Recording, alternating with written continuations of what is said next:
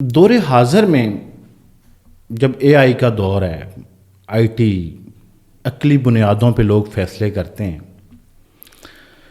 تو تصوف اور صوفیزم سٹل اپنی اصل حالت میں برقرار ہے، کیونکہ آپ کا انٹریکشن بھی ہے، پڑھاتے بھی ہیں، ملتے بھی ہیں. تو اس کو واضح کریں، پھر آگے چلتے ہیں. خیر، سوال تو شاید 3 ہیں، آپ نے ایک کہہ دیا ہے. ایک تو یہ ہے کہ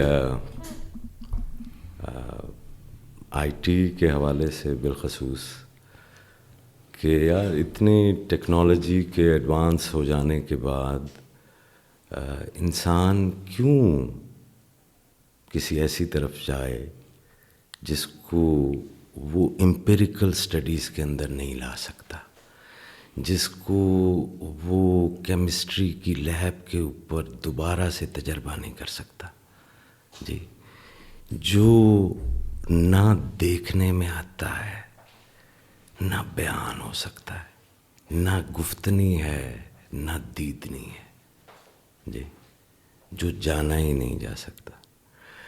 تو میں یوں دیکھتا ہوں کہ انسان اپنے اس بنیادی سوال کہ میں کون ہوں، اس کی جستجو میں جب نکلتا ہے تو وہ مختلف علوم کے راستے اپنے لیے کھولتا ہے، جی، مختلف حوالوں سے اپنے آپ کو جاننے کی کوشش کرتا ہے، اور اس کے اندر وہ ذہن کے آلے کو استعمال کرتا ہے، جی، وہ اپنے لیے کوئی فہم اور معنی ڈھونڈنا چاہتا ہے خود اپنے.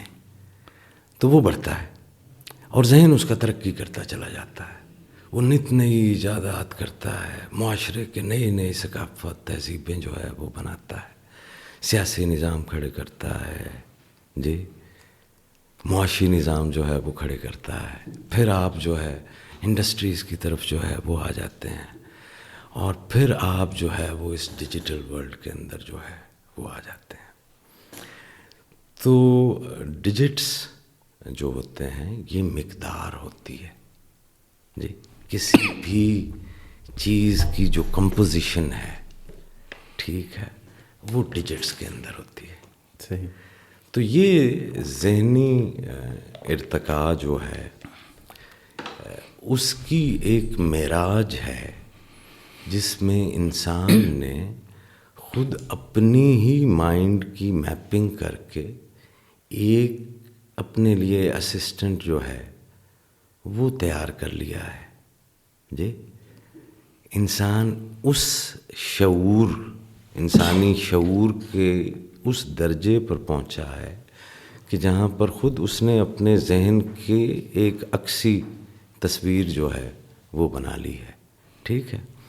اب انسان یہ تو کر بیٹھا، وہ جو کھلونا تھا، جی، جس سے آپ ہزاروں سالوں سے کھیل رہے تھے، ٹھیک ہے، وہ تو اب آپ کے پاس نہیں رہا. یا یوں سمجھیے کہ آپ خود اپنی ہی تلاش میں جس گدھے کے اوپر سوار ہو کے نکلے کہ میں ڈھونڈنے جاتا ہوں، اور وہ گدھا اس نے آپ کا بڑا ساتھ دیا، وہ آپ کو دریاؤں میں سے لے کر گیا، دشت اس نے کراس کیے، کئی پہاڑوں پہ جو ہے وہ گیا، جی، آپ کو اٹھائے اٹھائے لیے پھرتا رہا. لیکن اب وہ اس محل کے دروازے کے سامنے پہنچ گیا جو آپ کا اصل مقصود تھا، ٹھیک ہے. اب آپ کو اس گدھے سے اتر کر اس محل کے اندر داخل ہونا ہے، ٹھیک ہے. لیکن اب آپ ضد کیے بیٹھے ہیں، آپ کہتے ہیں نہیں، کیونکہ گدھا میرا اتنا وفادار ساتھی رہا ہے ہزاروں سالوں سے، جی، تو اب یہ میرے ساتھ اندر محل میں جائے گا. تو جو بھی دربان کھڑا ہوگا وہ یہی کہے گا کہ حضرت آپ کو گدھے سے اترنا پڑے گا محل میں جانے کے لیے. تو عقل یہ وہ وفادار ساتھی ہے اسی گدھے کی مانند جو ہمیں فکر، شعور، کی، جہالت کی، شکوک کی، جی ان ساری پرفریب گھاٹیوں اور دشوار گزار راستوں سے لے کر اب آ کے پہنچا ہے انسانی شعور وہاں پہ، جی کہ اس نے ذہن کوئی بنا لیا، تو اب وہ کیا کرے گا، وہ ماوراء الذہن جائے گا. صحیح.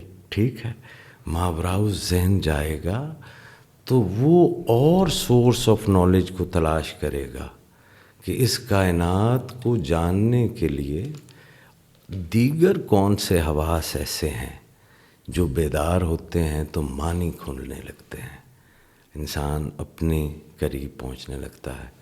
تو آئی ٹی کے دور میں انسان داخل ہو گیا ہے، اور اب جو ہے وہ مزاحمت فضول ہے. اب انسان اپنی روح کی طرف ہی پلٹے گا. خانقاہوں پہ دعا مانگنے کا کوئی منفرد طریقہ سکھایا جاتا ہے؟ جی. ایسی دعائیں جو تقدیر بدل دیتی؟